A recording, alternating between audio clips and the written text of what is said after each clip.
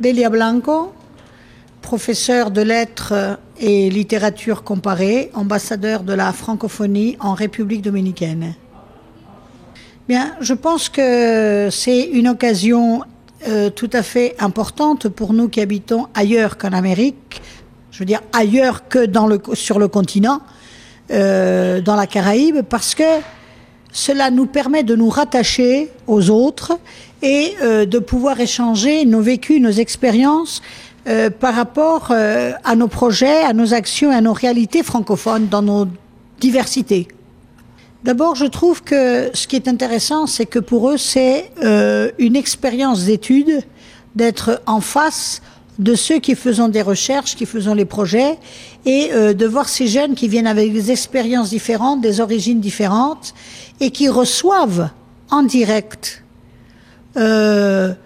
l'état de nos réflexions et de nos actions. Je pense que c'est un relais de génération formidable, et c'est une manière de transmettre ce qu'eux auront à poursuivre.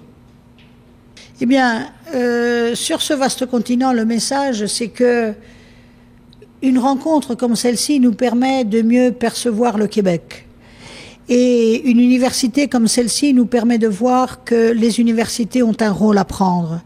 Et que il est très important que nous ouvrions nos centres d'études, nos centres de réflexion et de pensée, pour pouvoir nous rattacher à des énergies comme celle-ci, à des dynamiques qui sont menées par ce centre de la francophonie des Amériques.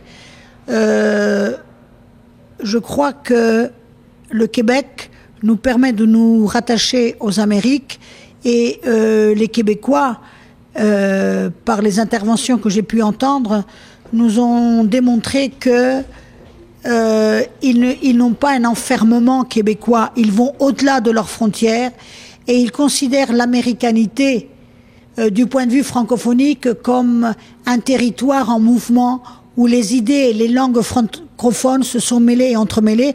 En tout cas, pour moi, ça a été une découverte. Et je pense que le Québec montre qu'il a une énergie propre et une direction propre dans sa francophonie. En tout cas, pour moi, elle est celle du partage. Et c'est déjà très important.